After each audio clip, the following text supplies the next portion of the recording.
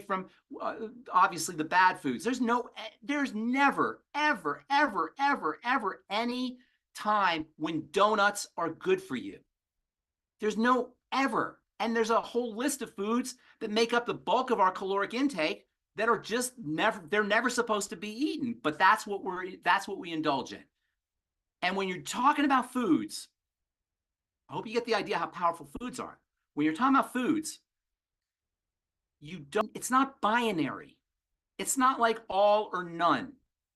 You could be 50%, eliminate 50% of the bad stuff that you're eating, and you'll get 50% better.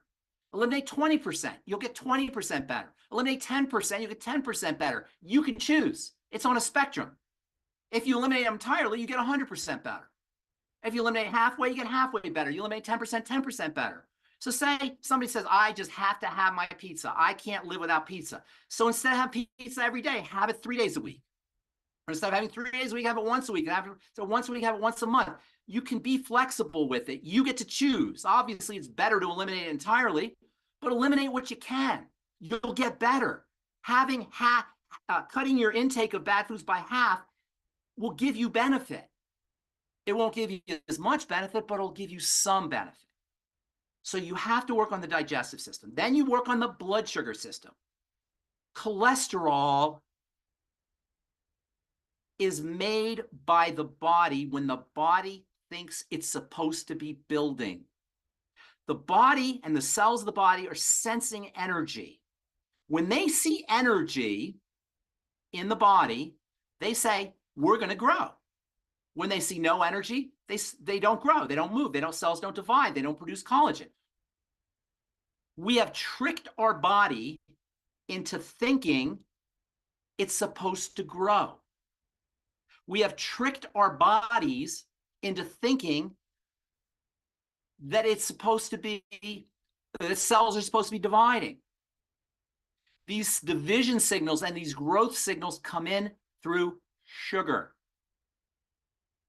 Elevated cholesterol is a blood sugar problem.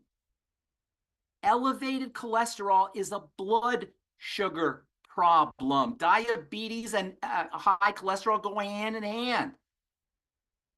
And then, because elevated blood sugar, through a bunch of very fascinating mechanisms, will impair cardiovascular health,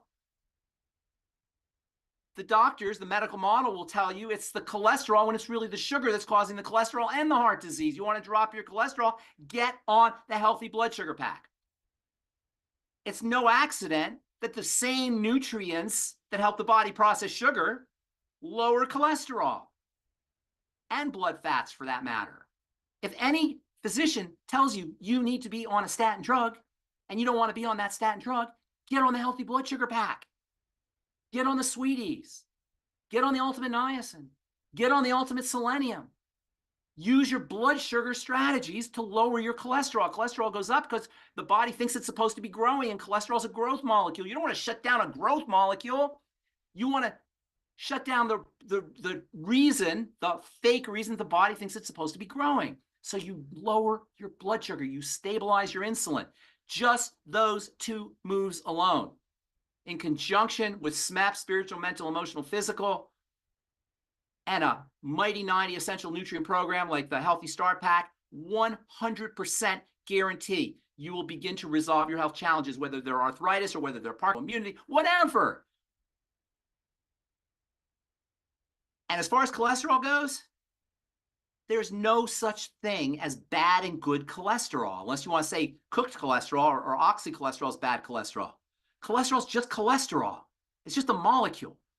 The reason people say it's good and bad is because the so-called good stuff is going into the liver to get stored, and the so-called bad stuff is going out of the liver to make things, including all of your sex hormones and vitamin D and cortisol and cell membranes and myelin sheaths and all this wonderful stuff cholesterol does for us. It's not good or bad. They noticed that when people had high HDL, they sometimes had heart attacks, but sometimes they didn't. They noticed when they had LDL, they sometimes didn't have heart attacks, and sometimes they did. There's no clear-cut association between HDL and LDL and good cholesterol and bad cholesterol. These are arbitrary numbers that are used. Sugar, however, is intimately connected to cardiovascular health issues. Sugar is intimately related to kidney issues. And when I say sugar, I mean blood sugar.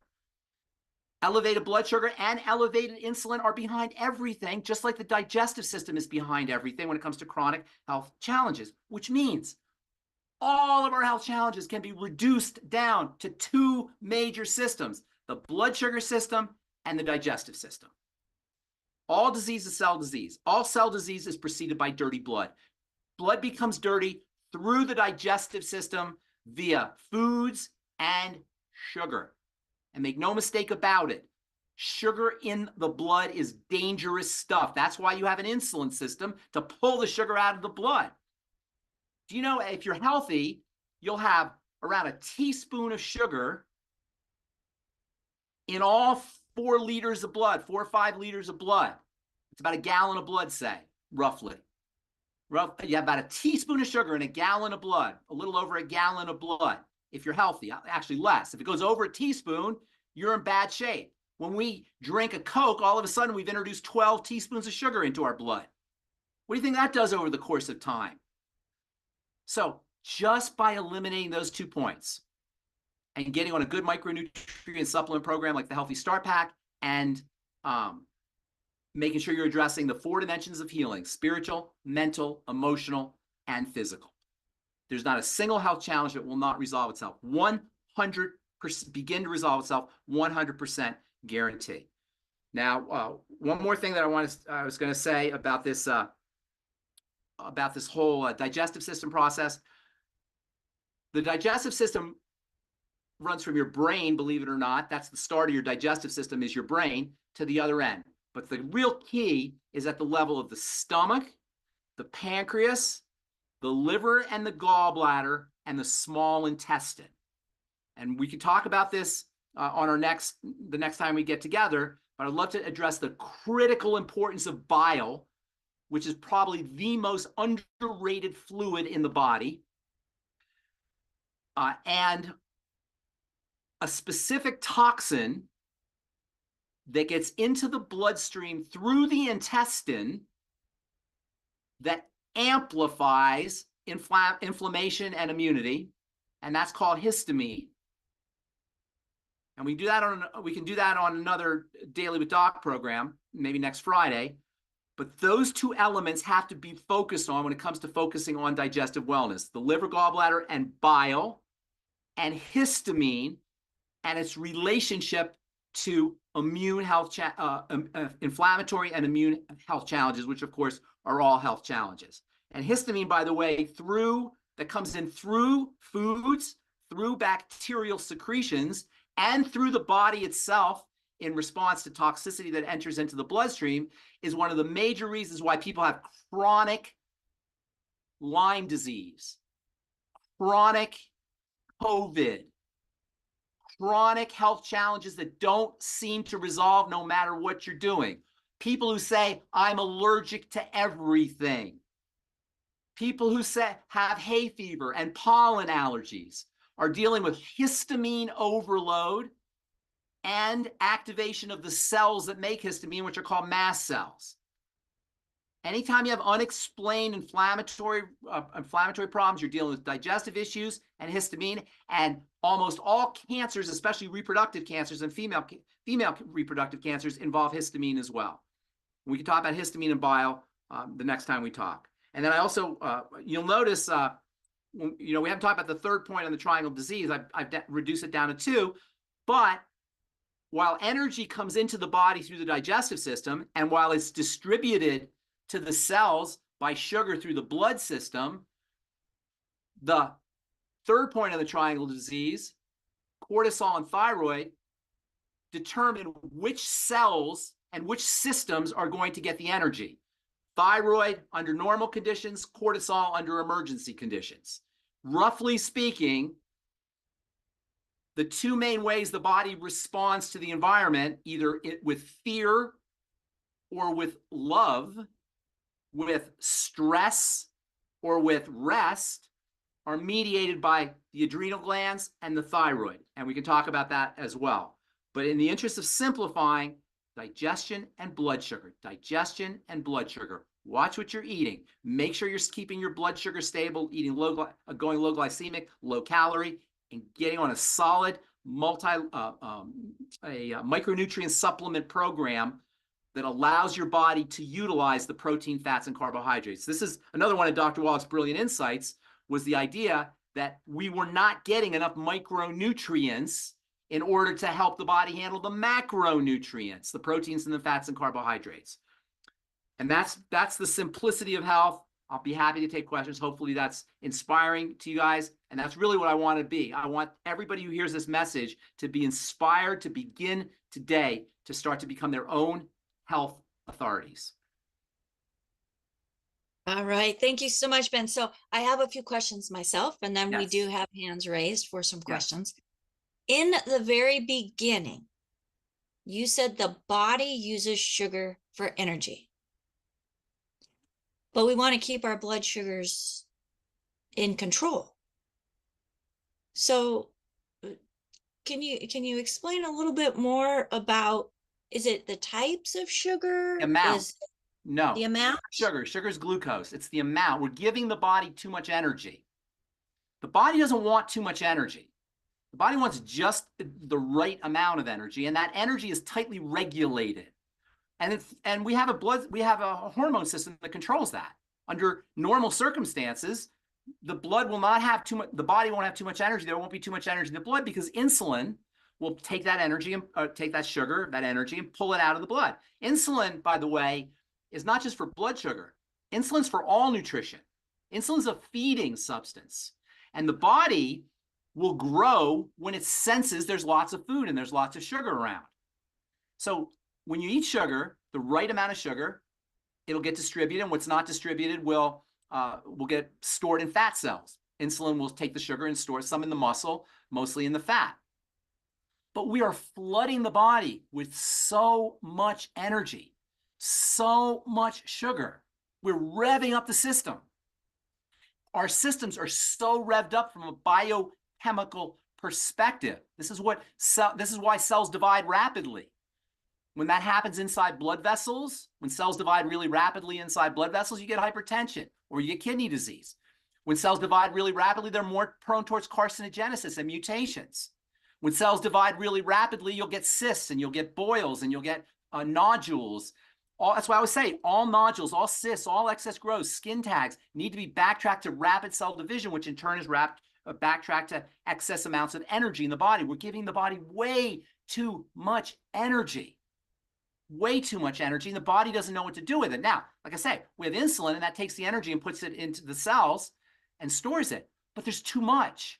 So eventually, the body has this, because the body's always lowering things and raising things to adjust, eventually, the body turns down the dial on the insulin signal. Because there's so much insulin around, the body eventually the cells will stop listening to insulin. And so more insulin gets secreted, and then eventually the cells stop listening to that. That's called insulin resistance. Insulin resistance is also known as insulin resistance syndrome, because there's a lot of things that are associated with insulin resistance syndrome. Affects everything. It affects the liver. It affects the brain. It affects the bones. It affects the skin. It affects the digestive system. It affects the pancreas. It affects the cardiovascular system. It affects body fat, everything. In fact, insulin resistance syndrome affects everything. Everything in the body is called metabolism. So they changed the name to insulin resistance syndrome to metabolic syndrome. Metabolic syndrome is everything syndrome. Metabolism is everything. Metabolism is the sum total of chemistry in the body. So you might as well call it sum total of chemistry syndrome. It's everything. You know, one of my favorite spices these days is, I used to I grew up in New York, so we used to get bagels. My favorite bagels were everything bagels, right? You ever seen everything bagel? And so now they have everything spices. You can take the spice. You actually don't need them on eggs. You put them on eggs. You can put them on fish. You can put them on your steak. You have everything spice, right? So they have everything spice. Well, metabolic syndrome is everything syndrome. Metabolism's everything. It affects all of it, and it's all blood sugar. Everybody says this. I did a talk for longevity in the year 2002. It was in New Orleans. I don't know if anybody, Phyllis, you probably remember that talk in New Orleans, right? In 2002. I know Doc remembers it. Can't believe that was 20. Can you believe that? It was 22 years ago. Oh my God. 2 years. So I did the talk on Syndrome X. Because when I first heard about this thing, I was like, this is the key right here. Blood sugar, insulin. They used to call metabolic syndrome Syndrome X. Nobody ever heard of it in 2002. Now, today, even doctors know about metabolic syndrome. It's well recognized. It's everything syndrome, like an everything bagel. It's everything. Every single system in the body is affected by metabolic syndrome. What is metabolic syndrome? Insulin resistance syndrome. What is insulin resistance syndrome? The body's response to elevated blood sugar. And by the way, when you're not processing energy through the digestive system correctly, this will change how your body handles sugar. And when your blood sugar stays high, it will lead to bacterial overgrowth in the intestine called SIBO, which will lead to leaky gut. This is why I call this whole process the triangle of disease, because they all lead to each other. Digestive dysfunction leads to blood sugar dysfunction, leads to, if we want to go to the tip of the triangle, cortisol and thyroid issues, or adrenal and thyroid issues, leading to more digestive issues, and on it goes. They're all connected. So once you correct your digestive health issues and your blood sugar issues, because everything's connected, the whole system will start to settle down and start to resolve. And the only reason I'm bringing this up like this is because of simplicity. We simplify. You have bone problems, work on your blood sugar and your digestive system. You have skin problems, work on your blood sugar and your digestive system. You have movement disorders, work on your blood sugar and your digestive system. You have autoimmune diseases, work on your blood sugar and your digestive system. Get on the Mighty 90 essential nutrients, get on the I-26 and the ultimate enzymes and ultimate microbiome and ultimate enzymes and the nightly essence. And one of the beautiful things about longevity is we have all these incredible digestive health products. And if you haven't heard Dr. Joanne Conaway talk about the digestive system, she knows more about the digestive system than I'll ever know. She's forgotten more than I'll ever know. And she's a wonderful resource. And then you work on the blood sugar system. And we have all kinds of wonderful products for helping stabilize blood sugar. And of course, the whole thing is keyed into food. And Dr. Joanne Conaway will be a guest coming up on the show very soon. She's awesome. She is awesome. She is absolutely fantastic. And I heard about metabolic syndrome in 2016. Thank you, Dr. Brimhall. And I was basically a poster child. You were. That's exactly right. I bet you that was a huge part of how you lost weight. That's a huge part. And the thing is no matter what I had tried, even after finding out about this metabolic syndrome and insulin resistance and, all of these things going on in my body because of it, everything that I did prior to finding longevity and hearing Dr. Wallach's message, it wasn't helping. It had to do with what you mentioned, those micro and macronutrients that I was not getting in my body. And I was craving all of these foods that I thought were good, grinding your own wheat, making things from scratch, leaving out all the preservatives. Yeah. But people don't realize just because it's not sugar does not mean that it doesn't convert to sugar. Right. In the body. If you like it, it's probably sugar. Because the drive for sugar is hardwired. I mean, think about it. Our bodies are 2 million years old. Human in this form, maybe a couple 100,000 years old. And there wasn't a lot of sugar around a couple 100,000 years ago. Where would you get sugar a couple 100,000 years ago? Maybe some berries somewhere or some honey if you were lucky enough or you were intrepid enough to go into a hive somewhere. But there wasn't sugar today. There's sugar every 20 yards. You got a Snickers bar vending machine and a 7-Eleven. And so these hardwired drives for sugar are being used against us by industrial, corporate, demonic forces that don't care about us. And that's how you have to look at these things. You have to look at these people who are making the packaged foods and the Snickers bars and the French fries and the fast foods and all that as our enemies. They don't care about us. They don't love us. You don't want to ever, you don't ever want to eat food from anybody who doesn't love you. Right? No, well, and they're sneaking in that sugar into even the nut butters that are supposed to be good for you. Yes. Even They're I go to Whole sneaking that. Foods. I go to Whole Foods and get turkey. I got to look at the ingredients on the turkey. It has sugar in it. The fast food. And by the way, of all the foods that are awful, and there's a lot of awful foods, near the top or at the top of the list are processed meats and deli meats. The stuff that's in a deli meat, if you can see how a deli meat is made, you know, there's a lot of really yucky processed foods, but deli meats are really deceiving because they seem like they would be healthy. Oscar Mayer's Healthy Bites and all, you know, they imply that these things are healthy. Those things are hideous, hideous. Bacon, I don't know how that ever became acceptable. I'm sorry to offend anybody about bacon, but holy moly, that is one nasty food. And that's part of the, you know, tradition of how we eat.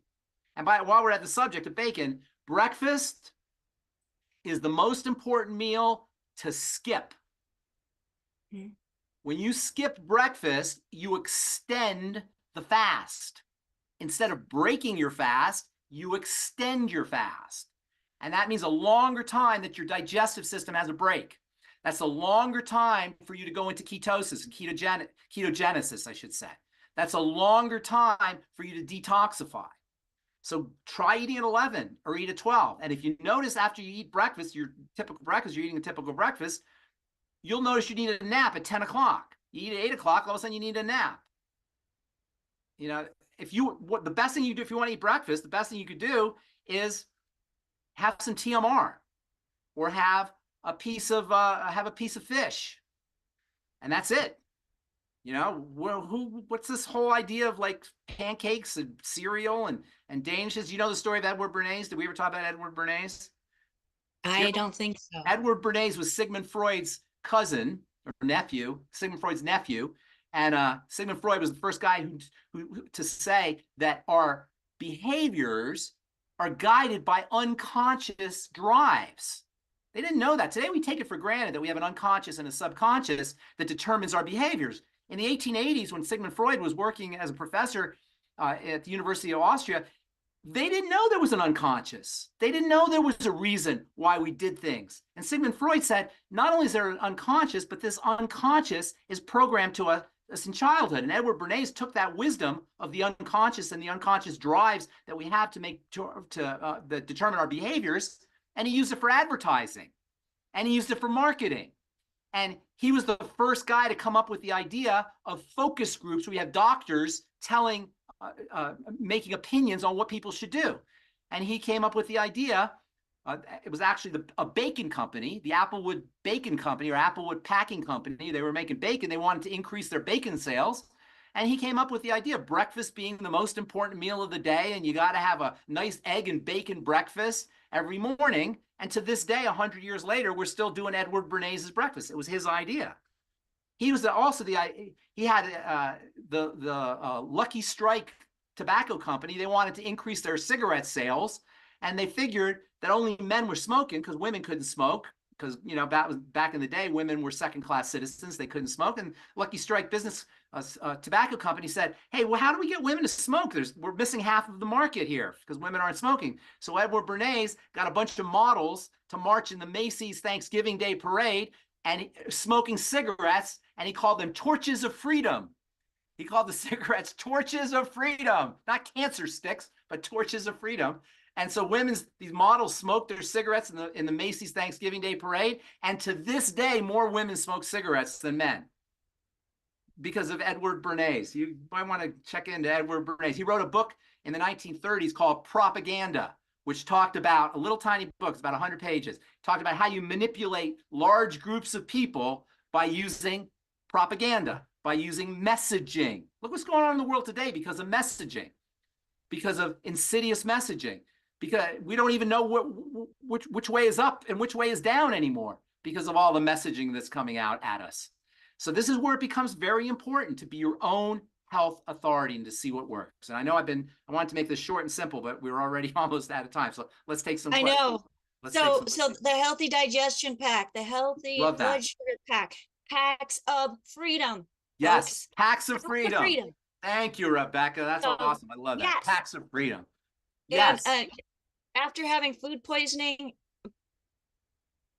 from something that included processed meats, I will probably never, Never. ever eat processed meats again. Especially in Newark at the airport. Nothing Especially personal. from the Newark airport. That's right. That's Never the been so worst sick place. in my life, but we had a great time in Newark, and yeah. So I'm not going to hold the food poisoning against you, AJ. That was all on me and eating something I should not have eaten. Doc, I didn't get sick, like contagious sick. It was all digestive havoc. Well, let's go to hands. And folks, you've been listening to Pharmacist Ben Fuchs. Amazing, amazing message, Pharmacist Ben. Thank you. That is simple, folks. Simple. Blood sugar, digestion. Focus on those micronutrients to go with those macronutrients. Longevity makes it so simple. So get with your health coach. If you've not been working with anybody, make sure that you give us a call at 855-949-3377. I have a team of health coaches standing by to help you choose this journey and get your pack of freedom. Freedom from dis-ease and continuing to feel miserable. So, firsthand, AJ, what questions do you have for Pharmacist Ben today? Too many to name, and thank you, Doc and Ben, for always leading us in the right direction. I have what might be a kind of a Doc question, but the first one I want to do is just address, because you already are talking about it. I have one person who's concerned about your recommendation about fasting for 2 days, because they said after 30 hours, their heart started racing.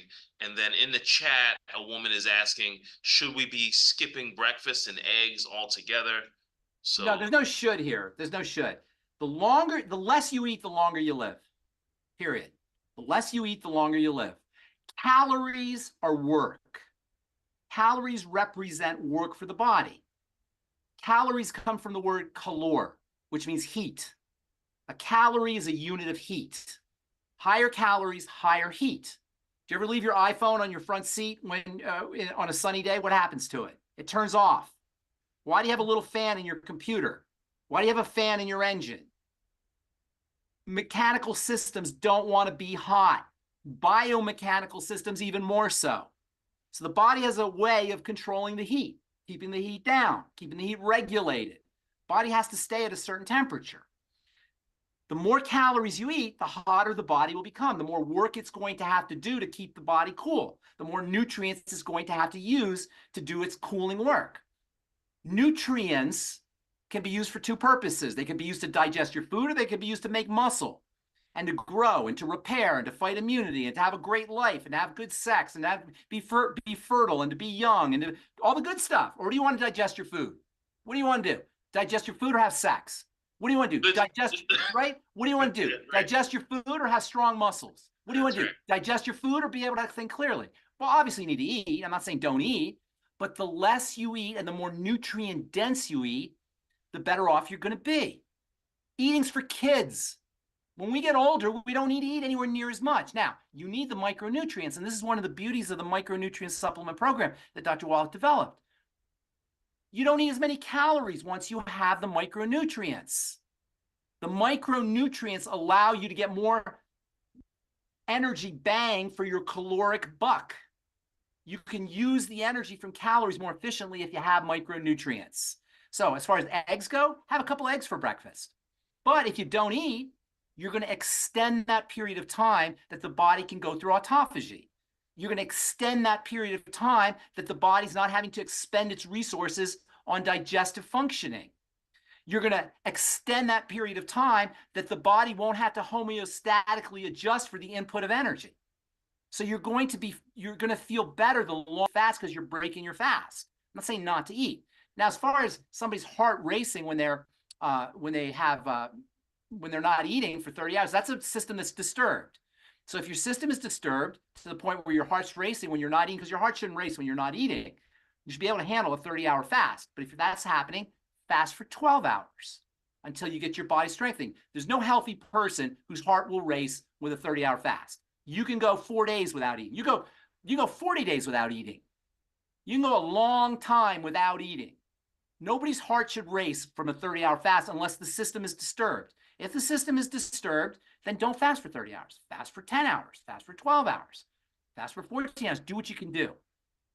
I'm suspecting if the heart races, there's some thyroid issues probably, maybe some and usually some cortisol imbalances. That would be a disturbed system if there's some tachycardia or any kind of cardiovascular health challenge from fasting. So don't fast for 30 hours.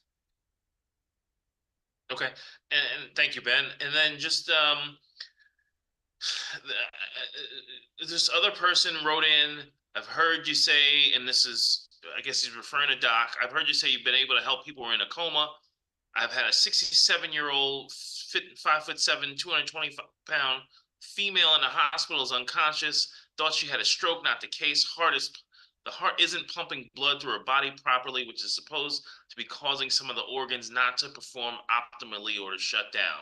They say the heart could stop at any time. The hospital refused to give her vitamins intravenously, so I gave her some plant-derived minerals to rub on her chest and belly. How do you suggest I get her to intake the pills and capsules when I can? Do I break them down? What's your suggestion?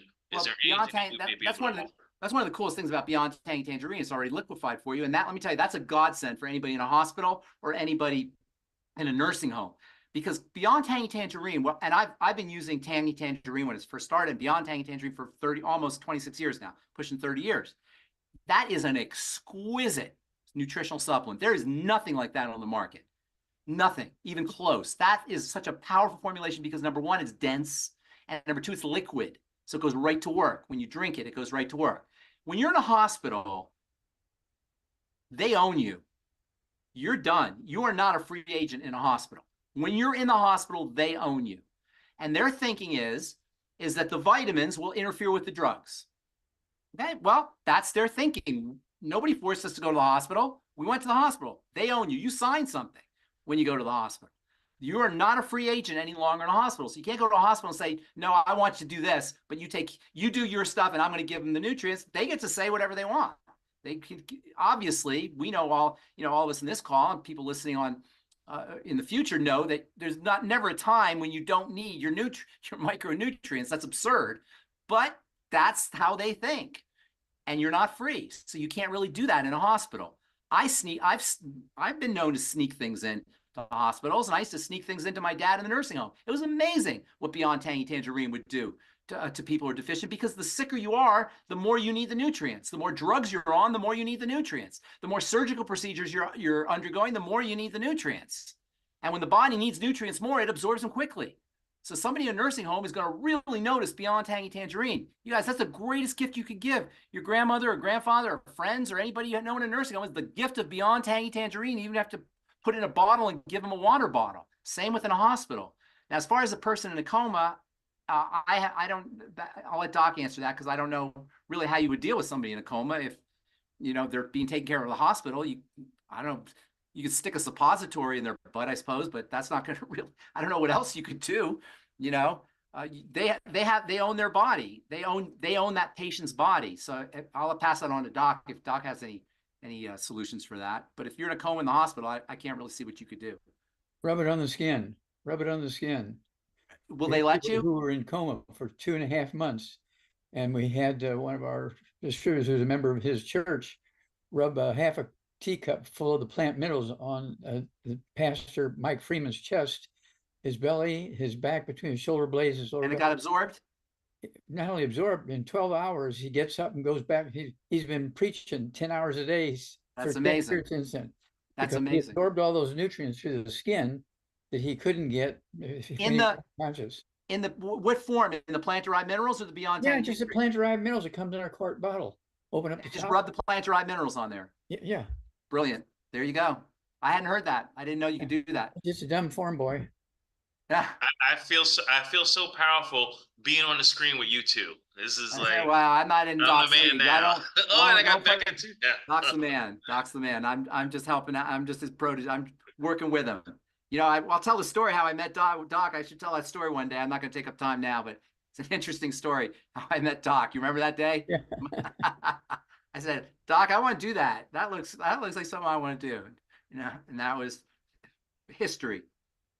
Well, Yep, that was great. you learned the Pastor Mike Freeman treatment, the minerals, Awesome. liquid Rub it minerals in on. the skin. I did. That's good. I'm going to remember that. Thank you, Doc.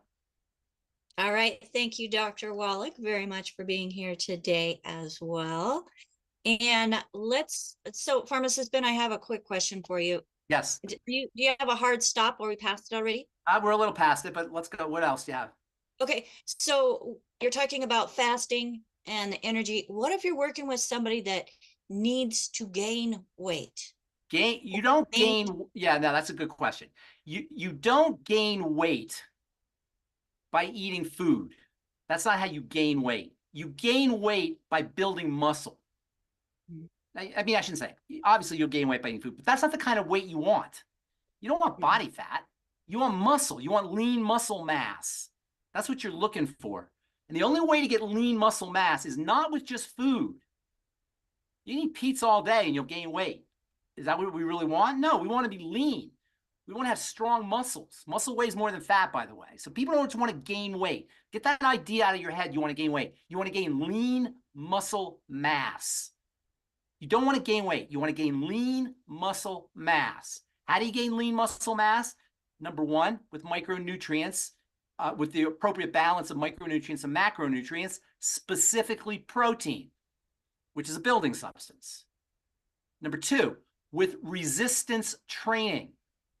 The body will not build muscle if it doesn't have to. So you have to, especially as we get older, by the way.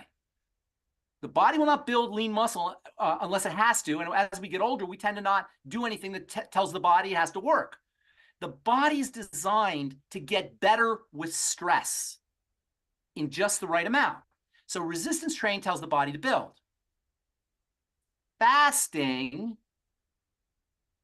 intelligently, in conjunction with micronutrients and macronutrients in the right balance, and resistance training, will build muscle. Why?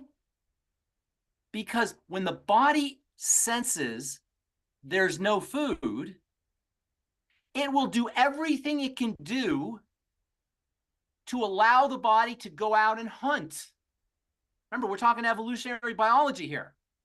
From an evolutionary biology perspective, under conditions of low calorie, the body shunts everything into an energy system that will allow the body to go find food, and that requires building muscle. So in conjunction with a macronutrient, micronutrient program, healthy start pack, and a low-calorie diet featuring protein, the ketogenic diet ideally, and strategic fasting, you will build muscle. When we talk about fasting, we're not talking about starving. I'm not talking about starvation. I'm talking about fasting in conjunction with micronutrient and macronutrient intake and resistance training, and reducing insulin resistance. Remember, insulin is feeding the cells. When the cells stop listening to insulin, not only does sugar build up, but nutrients don't get into cells. We become functionally starving when we have insulin resistance. When the digestive lining is damaged, not only do we have toxicity entering the blood through a leaky gut, but now we suffer from malabsorption because your nutrients are absorbed through the intestine. When the intestine becomes inflamed, it can't absorb nutrients. So you're functionally starving. So by fasting, you reduce insulin resistance. That allows nutrients to get into cells more effectively. You reduce inflammation at the level of the intestine, and that allows nutrients to get absorbed more effectively. This idea of fasting and losing weight is not going to happen if you do it carefully and strategically with a macronutrient, micronutrient supplement program and resistance training. We're not talking about starving. We're talking about fasting. Right. All right. Thank you so much for that. Greatly appreciate it. We have time for another question? Yeah. All right. Phyllis, what questions are you bringing in for us today? I will ask one of them since we only have time for one. Ben, Linda on YouTube wants to know what you think about oxalates. Oxalates are a sign of disturbed metabolism. There are oxalates in foods, but oxalates are a waste product.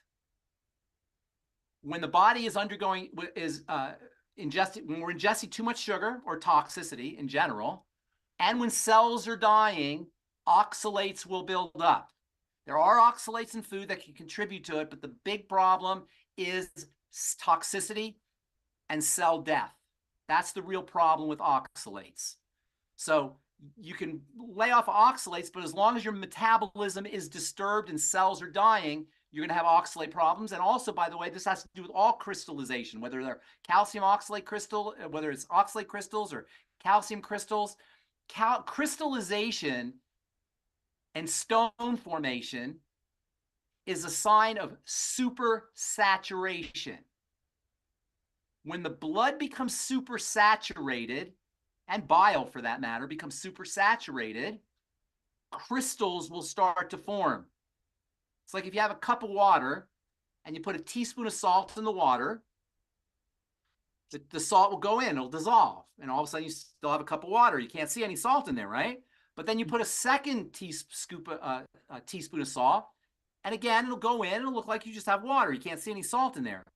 Do a third, probably the same thing, and a fourth, probably the same thing. But a point is going to be reached where you put salt in and crystals will start to form. That's called supersaturation. And supersaturation of fluids will lead to crystallization. Supersaturation of the blood and supersaturation of the bile are secondary to toxicity and cell death. So keeping the system clean is the key to eliminating stones. Also, fluidization will help. When you fluidize the blood, and we don't drink anywhere near enough fluids that we should be drinking.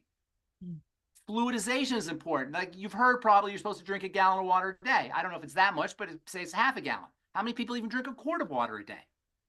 Right? I mean, there's concentration of the bile and concentration of the blood are the real problem with stone formation, whether they're oxalate stones or whether they're cholesterol stones, whatever kind of stones you're dealing with. It's a sign of toxicity, it's a sign of supersaturation, and it's a sign of dehydration. There are oxalates in foods that will contribute probably, but you should be able to handle those. A healthy metabolism should be able to handle oxalates. If you have oxalate stones forming, I would be making sure I was increasing my fluid intake. I would be doing everything I do for my kidneys, kidney health. Obviously, the kidneys process the fluids, and the number one cause of kidney issues is glycation, or is damage from sugar to the blood vessels. So going on the whole blood sugar insulin thing, and of course the digestive thing, and it all boils down to the digestive system and the blood sugar system. Again, digestion, blood sugar, digestion, blood sugar. Perfect. Thank you. Okay. Was there a second part to that question? Well, I had another question from her. You can ask that real quick. Okay. She asks about the castor oil craze. Castor oil, and I don't know if you know who the sleeping prophet was. You know who the sleeping prophet was? No. Edgar Cayce, the sleeping prophet. You never hear of Edgar Cayce? Oh, yes. Yes, Edgar Cayce was the sleeping prophet, and he was pretty brilliant guy. He used to lie down on a couch and come up with these incredible stories about Atlantis and about mustard packs and castor oil and all these different remedies and things you could do. It turns out the castor bean, and beans in general, but especially the castor bean, is highly, highly medicinal.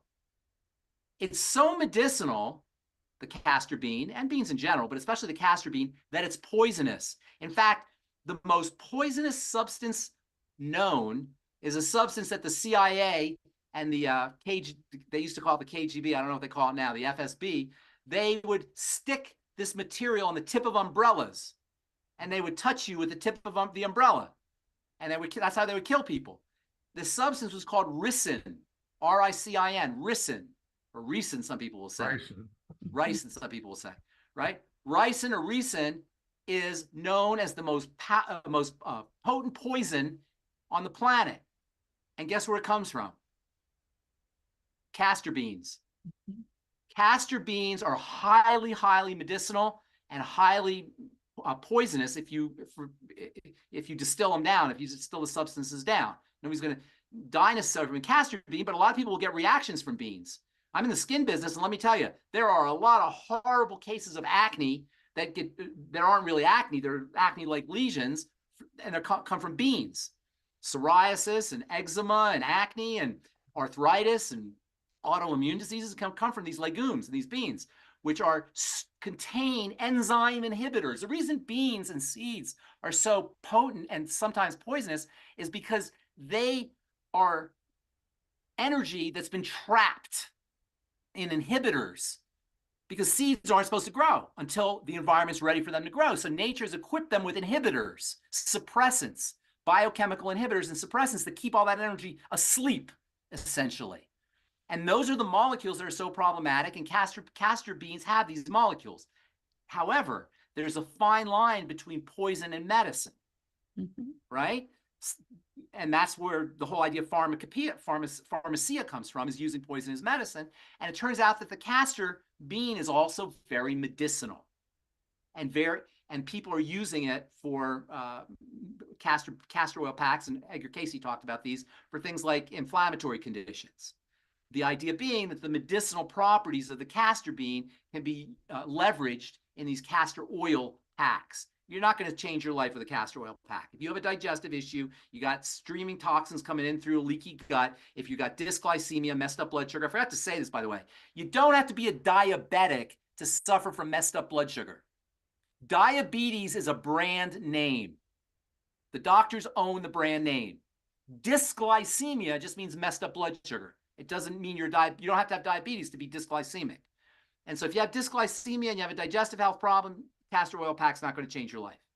It's probably not, it's not going to hurt you, but it's not, you want to really get to the root of the problem. Nobody has a castor oil pack deficiency, just like nobody has a drug deficiency. We're better off getting back to basics, like you always say. Healthy Start Pack, I-26, Fucoid Z, Ultimate Selenium, Sweeties. There's so many wonderful, incredible, powerful products. This is what Dr. Wallach has bequeathed us, and this is what we're all here to do, is to spread the word about the power of nutrition and the simplicity of these protocols, and not only the simplicity of the protocols, but the simplicity of the program. Look, you get these things drop shipped to you. You don't have to think about it. It comes to you every month in a pack that's perfectly balanced. You don't have to balance it. We've done it for you. It could not be easier. And if you do it correctly, I'll say it again. I said before, I'll say it again. If you do it correctly and you leverage the 4 dimensions of healing, spiritual, mental, emotional, and physical, there's no way your health challenge will not resolve. It's not possible. 100%. You can't close your eyes and say, I will not get better. You will get better. Great way to end. Thank you. Thank you, Phyllis. Thank you, Doc. Thank you, Becca. Thank you, AJ. You guys are awesome. Thank you, everybody who I can't see out there. Until next time. All right. Thank you so much for joining us today, Pharmacist Ben. I know we went over. We appreciate your time and value all that you have to say. We could listen to you, as many have put in the comments. We could listen to you hours and hours and hours on end and never get tired of it. Day after day. Thank you, everybody. So we want to just thank you. We want to thank Dr. Wallach, both of you, for all that you have done in empowering us as individuals and giving us the tools that we need, with the knowledge that we can actually take action and have those packs of freedom, those freedom sticks, at our disposal.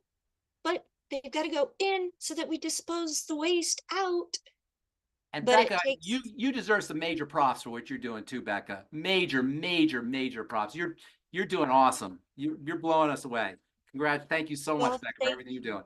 Thank you, everybody. And Phyllis, and AJ, you too, and Marilyn. Yeah. So I just, and Albert. Don't forget Albert from Australia. They say there's 2 important days. 1, the day you're born, and 2, the day you realize your purpose. Well, I asked to know my purpose, and now I'm here. So thank you everybody for being here with us. You've been watching Daily with Doc. This is Pharmacist Fridays on Daily with Doc.